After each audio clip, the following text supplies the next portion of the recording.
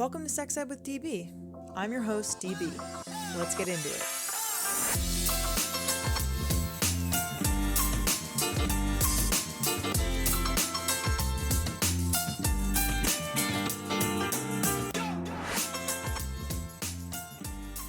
Welcome back to the podcast. If you love and support the work that we do, head to www.sexedwithdb.com and buy some of our hot new merch.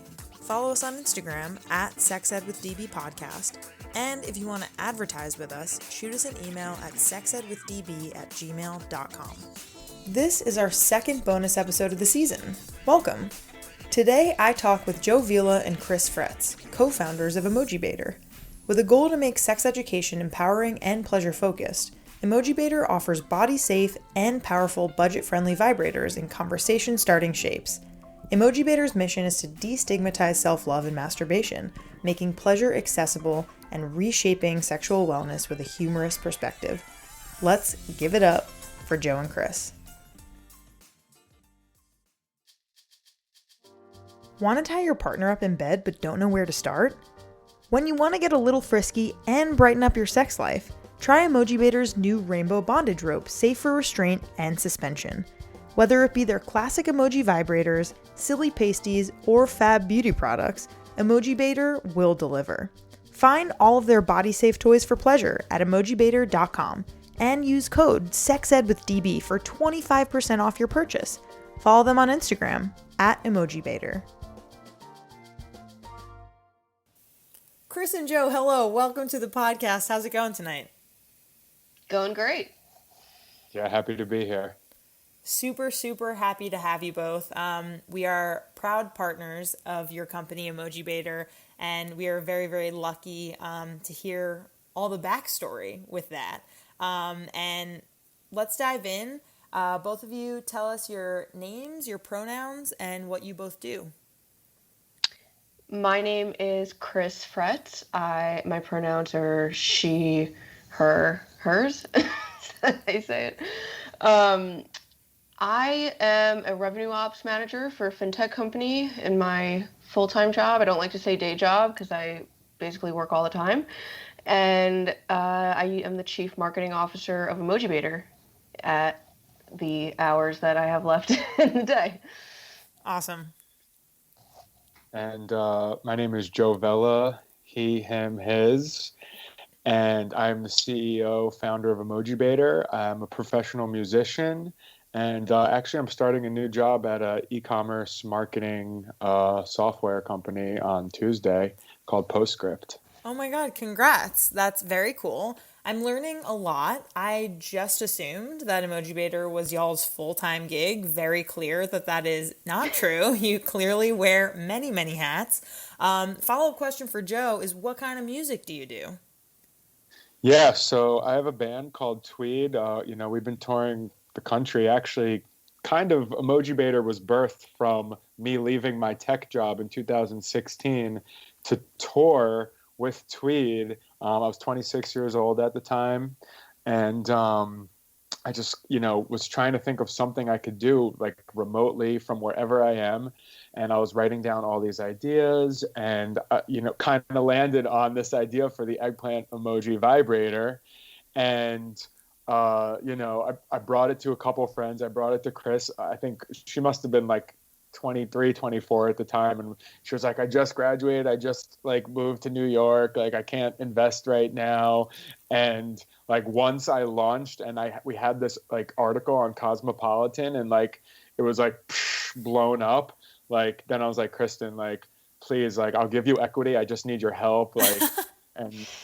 And kind of on that, Kristen was also kind of getting into how she's a boss babe, workhorse. I think I'm the same way. And it's funny, our birthdays are one day apart. I don't know if that has anything to do with it, but we have a very similar drive.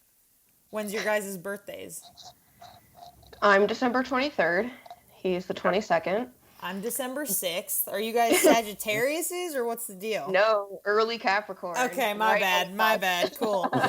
December birthdays. I had a feeling when you were like, we work a lot, we're motivated. I was like, that's December right there. I don't like know Hilarious. anything. I like literally know nothing. I just know about like what Sagittarius's like typical ideas are, but love a December birthday. We got something to prove. I don't know. Someone heard us in our previous lives. And we're just like trying to do the most. Joe, Wow. you didn't answer her question. What kind of music do you play? Thank you so Oh, much. jeez.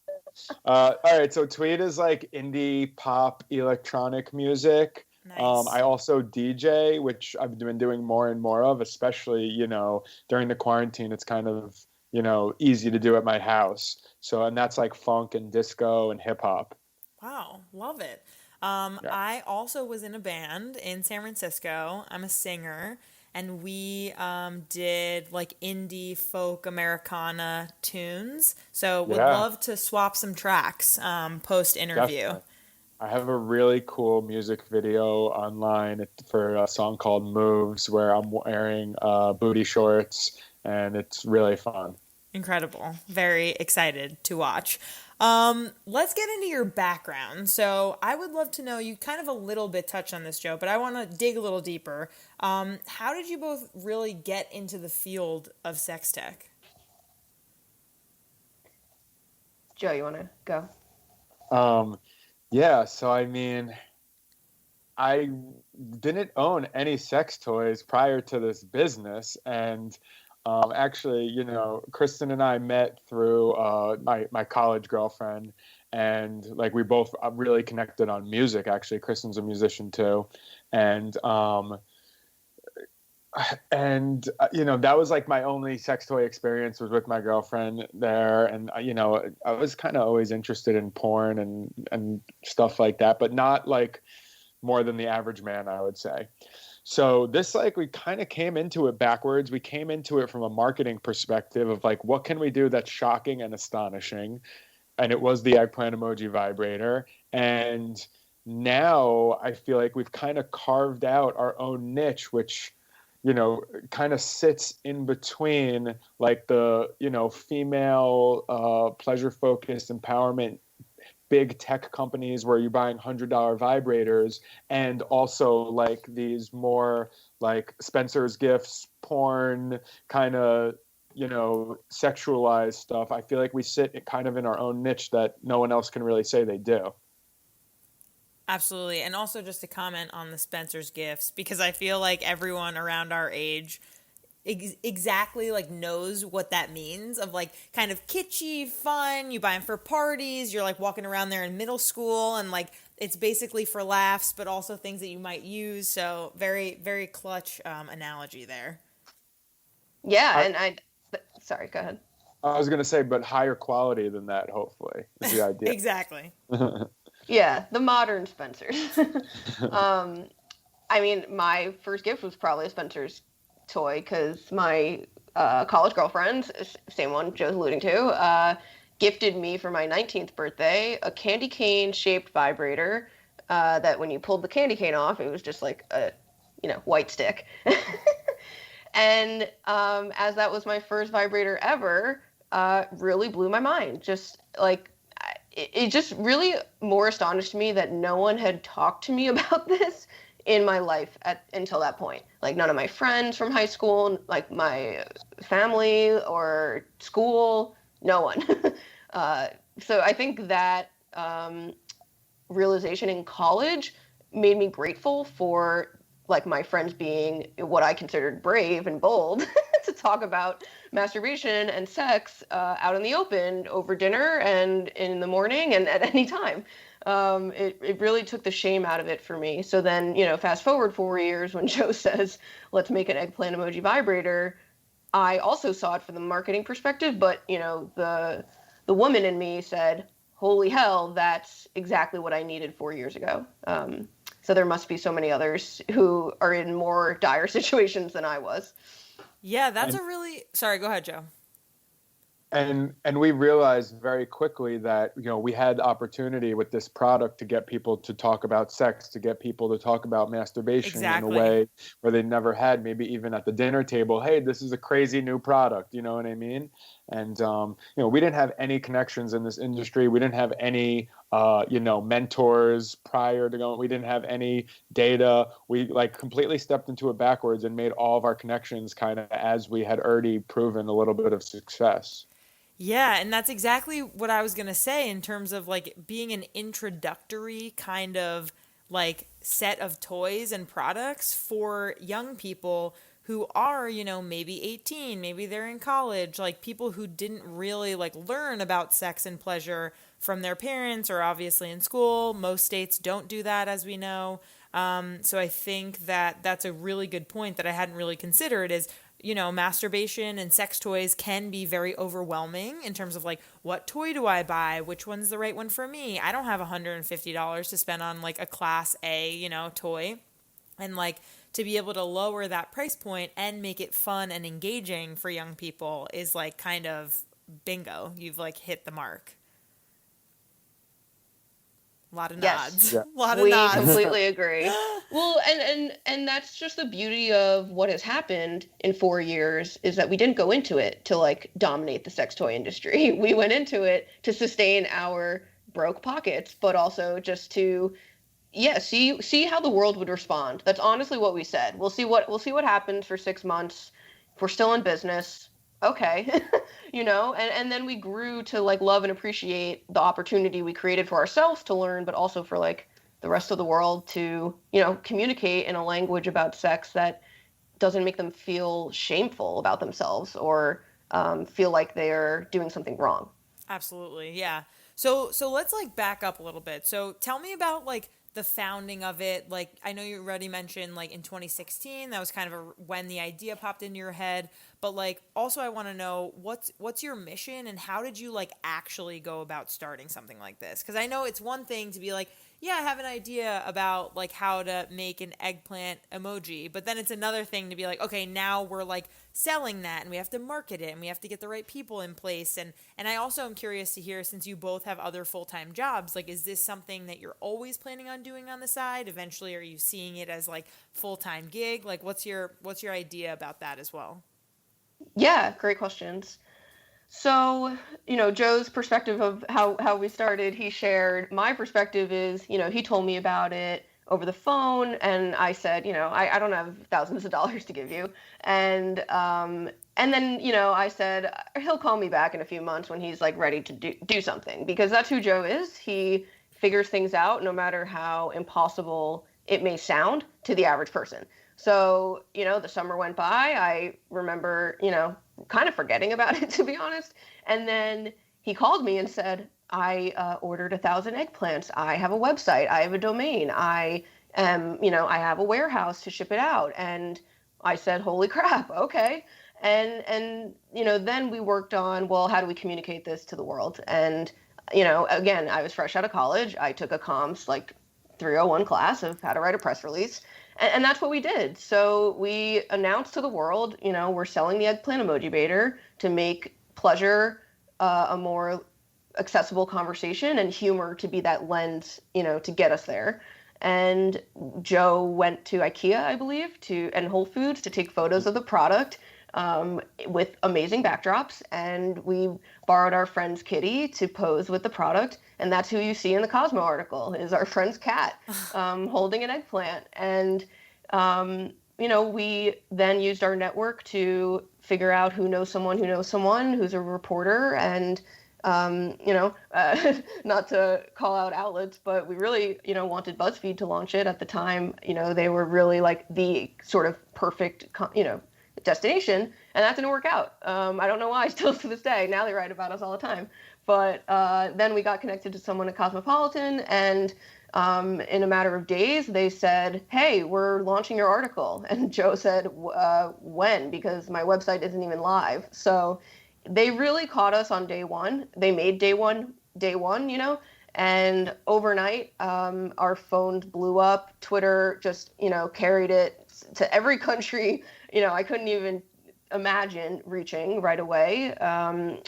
because after Cosmo wrote about it, Mashable covered it, The Guardian. I mean, we got into outlets I couldn't have dreamed of right away. So that's what really made us think, wow, people care. Like, we're reaching people in a way they haven't been reached before. And I think that's what made us say, all right, we know nothing, but let's go figure it out. Like, let's make sure that we live up to what we've now created as this like viral concept that, I don't want to disappoint people now, December birthdays, you can't disappoint anybody. And actually, Joe, the part I totally didn't mention right now is that we didn't use our real names. We used pseudonyms because I was very concerned about a white man releasing a vibrator product to the market and that being the story, because it wasn't about who was making it. It was about the product. And I think Joe just went along with me because I was like really insistent on it. And yeah, I mean, I was going to say the reason that I used a fake name is because literally I had no perception of like, are people going to hate me for this? Like, I literally didn't know. I used a gender neutral name, Jamie Jandler, at the time. It was just funny, and because I had no idea how it was going to be received. But my original mission at the time was maybe I just wanted to sell vibrators and make people happy. That was kind of the original mission. Then it was like, wait, we can get people talking about masturbation and sex in this new way. So how do we remove the taboos of masturbation? I think now, Emojibator 2.0, 3.0 is, how do we make sex toys accessible for everyone? How do we, accessible, including affordable? How do we make sex education accessible for everyone? And, how do we make amazing products that people talk about, which kind of have always been our mission. Love it. Jamie Jandler. Great name. I was Kris Jandler. So then you had to wonder, are they married? Are they sister, brother? Oh, you were the same last name. Yeah, it took a year for us to stop using them because I had a full-time job, like I didn't want to lose my job over this, quote unquote silly idea. And turns out there's a lot of liberal people in my life, so it worked out. That's awesome. That's really cool. And Joe, you mentioned masturbation a bit and access to sex education. Talk to me a little bit about mindful masturbation. What does that phrase mean to you? And a follow-up is about the masturbationmonth.com project, which the podcast has engaged with this past May, and was such an amazing experience for us to be able to figure out, how can we contribute to this whole masturbation month idea. So I would love to hear more about those things. Yeah, so mindfulness and masturbation was kind of, I love yoga. I think Kristen used to like yoga more than me. Now I am like a huge yogi. Like every week I'm at yoga, if not a couple of times a week. And it was kind of like matching like sexuality and spirituality, where it's and like mental health, because with mindfulness and masturbation, you're listening to your body, you're listening without judgment, you're, just focusing on pleasure, maybe not on a final orgasm, you're patient and all that stuff. And that was actually something that like we kind of developed, which I actually noticed in 2020 when we did Masturbation Month. A lot of people were talking about it. It was a hot topic. It was something that kind of, I did my own research on and put together. I noticed a lot of people were talking about that. We went to Tulane University in February, where we actually wanted to do like a whole college tour, but obviously with COVID, it didn't happen. And we talked about sexual health and mental health and how porn plays into masturbation and all of these things. So, it's something that I feel like, kind of passionate about. One thing that I talk about in mindful masturbation is the Savasana pose in yoga, where you're just laying there and feeling, which is, it seems like you're doing nothing, but it's actually the most difficult pose. It's like reaching that just nothingness. And like, that's something that I suggest to do, like maybe after you masturbate or right before. So yeah, and then Masturbation Month. So we launched this with a partner, NSFW. I'm not sure if you're familiar with them. Yeah, Danielle Saint. Yeah, Yeah, he was on the podcast last season. love them, love Daniel, and we did a partnership with them the first year where we launched this content website. They were helping us kind of source content, and then we took it over ourselves, where we did 30 days of self love, and we got contributors, like yourself, educators, therapists, bloggers, podcasters to contribute, comedians. So we have masturbationmonth.com, which, believe it or not, gets more hits than our website, Emojibator. Oh my God. And the content on there is just, it's really rich. It's, we try and be scientific based, but a lot of it is just stories and poems and stuff out there that you might not be able to find anywhere else. So that's been like a passion project of ours. Amazing. Yeah. Looking through it, it really does have such a diverse like feel on it. Like you said, like there's poems, but then there's also like scientifically backed stuff by like medical professionals. And then there's also, for us, we did something that has to do with like inclusive porn for one of our articles. But then another one, which I really loved, and I would love to like get it out there more, is like, what does a vulva orgasm sound like? And like I compiled, the sounds of like people I know orgasming, which is like, oh my God, that's like not, you never hear that, because you can hear like somebody orgasming in porn, and realistically that's not really what they sound like when they orgasm. And I think we can be so insular with like masturbation, sex with orgasm, and just thinking like, oh, like this is probably weird, or oh, I wonder like what other people are like when they're doing this. So that was a really fun project for us to participate in. If you haven't checked it out, definitely go masturbationmonth.com. And I'm assuming y'all are going to do it next May as well, and all the Mays continuing.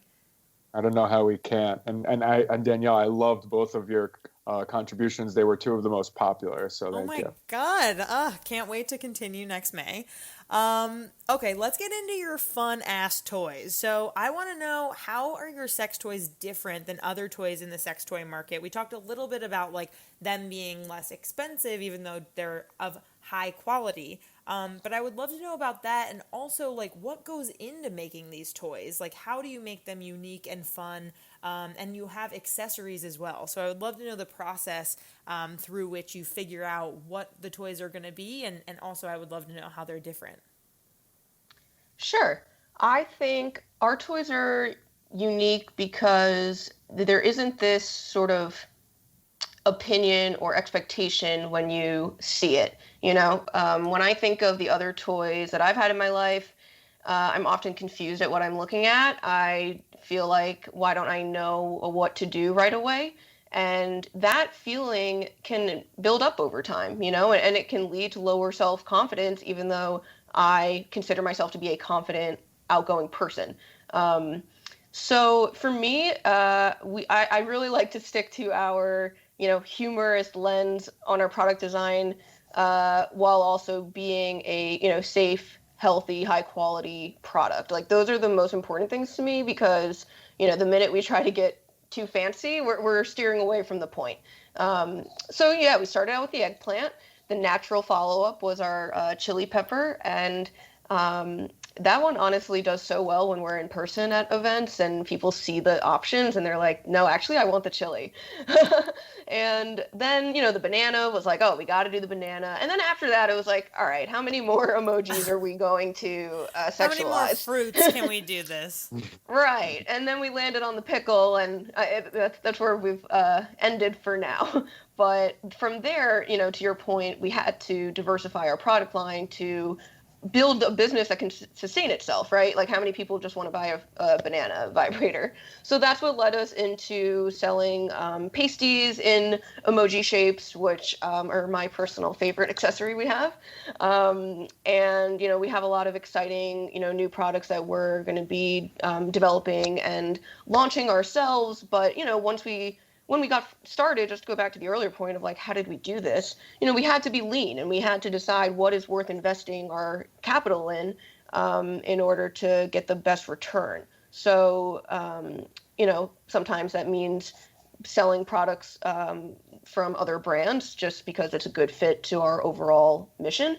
We're selling like biodegradable, like vegan glitter. That's Isn't that just like, called unicorn snot? Is that what it is? yes. Great, like Um, great title also. Like I saw that and the first time I saw that I was like, I will never forget that. Like unicorn right. snot, like that's great. Right. And then we just launched these beautiful bondage ropes that are in funfetti and unicorn color schemes. And it's just, again, just a brighter way to experience a sexy or, vulnerable experience that I think for too long is taught to us as either don't do it, that's bad, or, you're weird or creepy if you're into those, um, fetishes or whatever piques your interest. And Emojibator honestly taught me all of those things. Like I didn't come into this business having those worldviews. So I think it just goes to show, like, if you just open your mind to what is out there and not prejudge it before you experience it, there's so much we can learn. And I think that's what drives me to keep this thing going and to keep thinking of, fun products that will make people, continue to view us as a, safe and fun place to shop. Awesome. Joe, do you have anything to add on that? Yeah, I mean, I don't think Kristen touched on our USB vibrators, which, and that's an exclusive partnership with another company where we're the only reseller. They're called Kiss Toy vibrators, and we have a kitty cat Kegel ball vibrator. Yeah, and these are all USB charge. Kitty cat. Then we have the Doris whale, which is it's kind of shaped like a Wii vibe, and those are both remote control.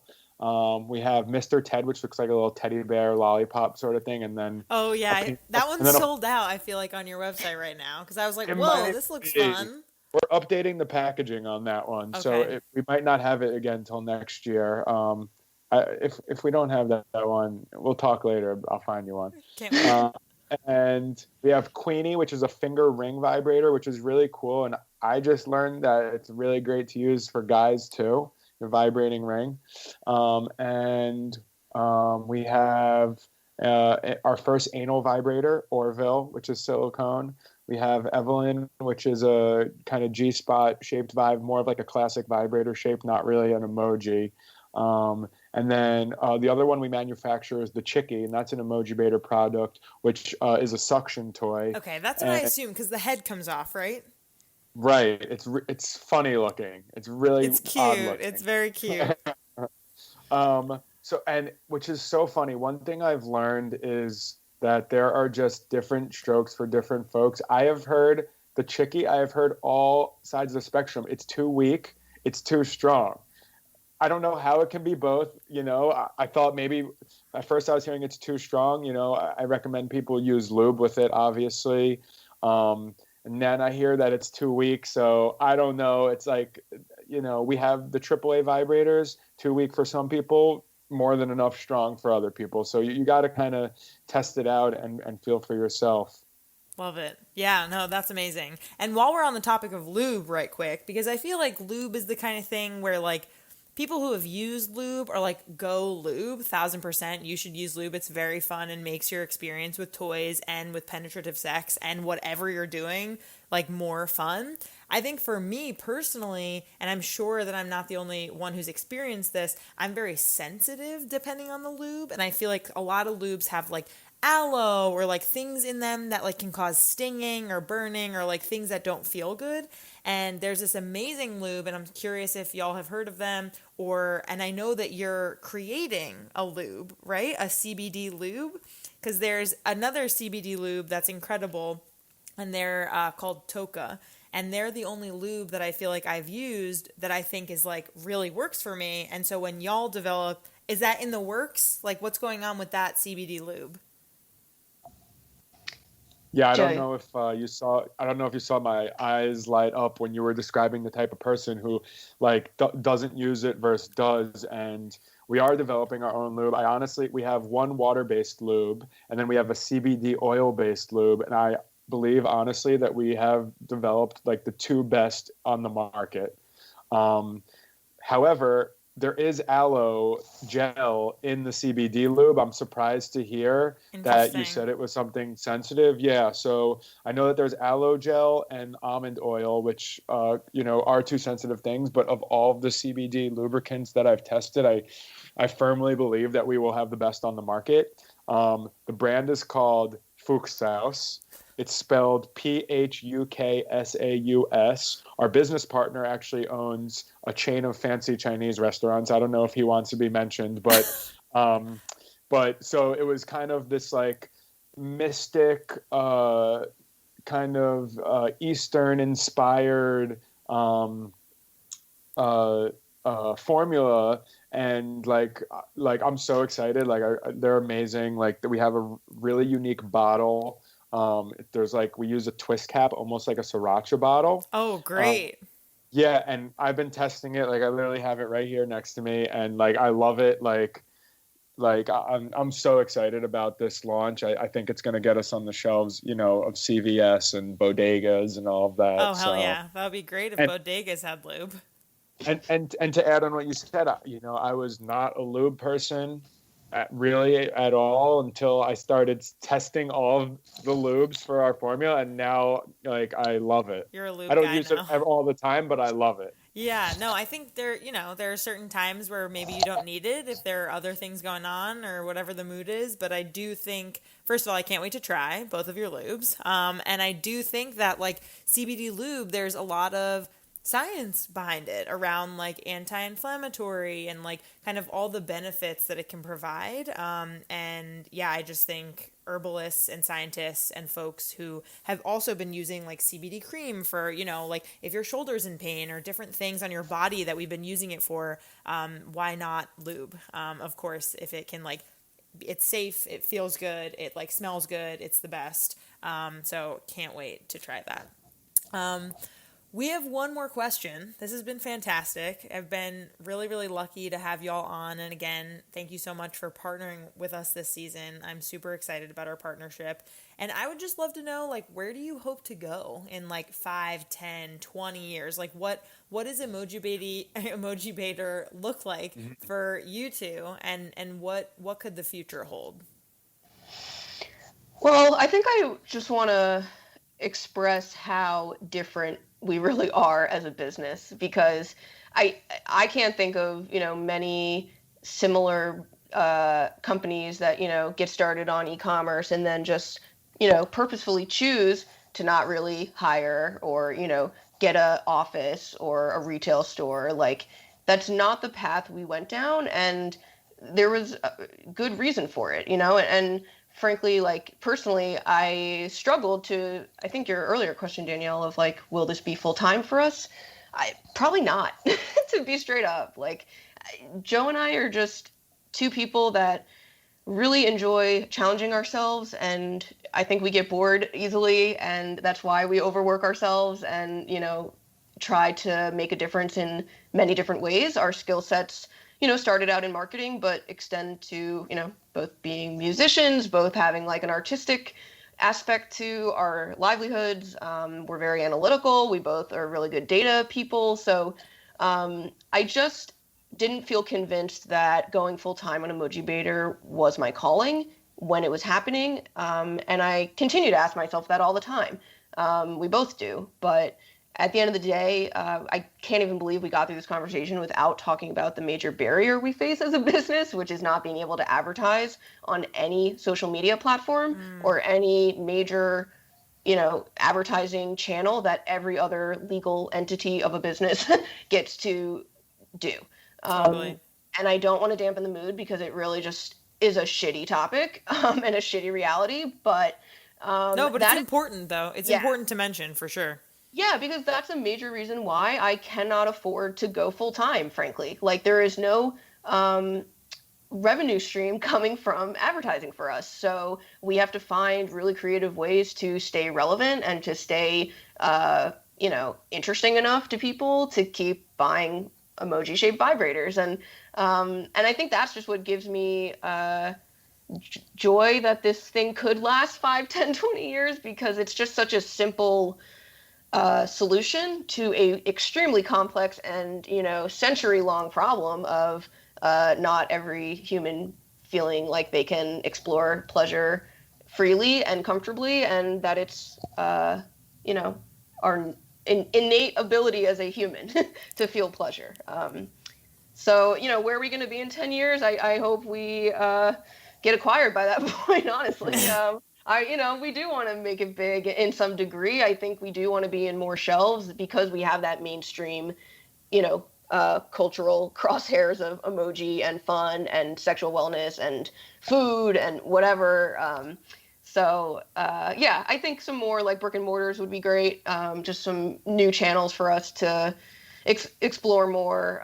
We've never really been on TV yet. We've never really been incorporated into a film plot. Like that would be awesome. We get hit up all the time, but again, we don't have all the funds to do all these fun things. And it really comes back to not being allowed to exist as easily in institutions like our bank partners or our credit card processors or the advertising, like I said. All of those institutions don't treat sexual wellness businesses the same. Yet we're allowed to pay taxes and exist legally as an LLC and, do everything else everyone else does. So it's really tough to, I've now learned to judge anyone for, doing something full time or not. There are so many reasons why you should or shouldn't, or why you should or shouldn't, get venture capital funding, or you should or shouldn't bootstrap your whole way through. So it's been amazing to kind of throw ourselves into this and figure it out. And I'm proud that we've sort of stuck to our guns of we're just going to do what works for us. And, everything else will fall into place. Because that's most important. Love it. How about you, Joe? I definitely second everything Kris said there. Just to add on that, part-time, full-time, I don't really look at anything that way. If I need to get something done and it takes 40 hours in a week, for Emojibator, I'm happy to do that. And yeah, this has been such a fun, exciting project. We have no plans to discontinue it. We're moving forward. I think 2020 was our best year. I think 2021 is going to be even bigger with everything we've lined up. Talking about our immediate goals. We have a male masturbation sex toy in the works that's really close. We have obviously the Lube brand, and I hope that gets us into places like CVS and Walmart and Walgreens and Rite Aid. Talking about the late night show. So I'm just trying to manifest all these things. I want to be on Jimmy Fallon, Jimmy, if you're listening, please consider Emojibator. Yeah, Questlove, hit me up. But yeah, in the near term, I can't say where I'm going to be 5 years from now, but I think we can keep growing. We run this business very efficiently. Our warehouse runs by itself. Our website runs by itself. Me and Kristen are just working kind of on the fun stuff, which is creating content, creating stories, analyzing data, the big picture stuff, and that's the stuff that we like to do. So I'm excited to see where we go. We also love talking to our customers, which we both respond to the emails when people email hello@Emojibator, so you can talk to us. That's what I was going to say. That's the best part.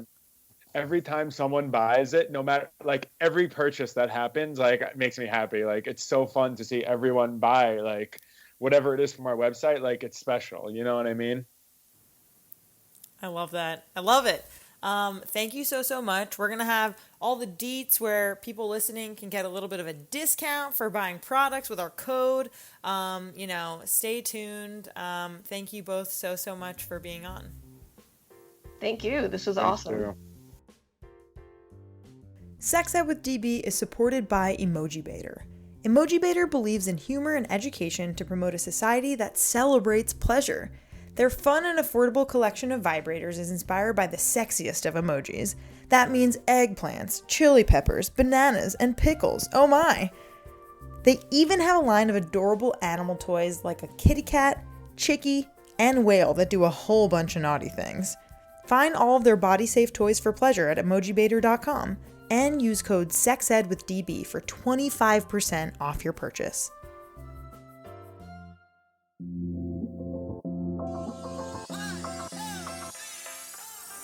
Our creator, co-producer, sound engineer, and host is me, Danielle Bezalel, aka DB.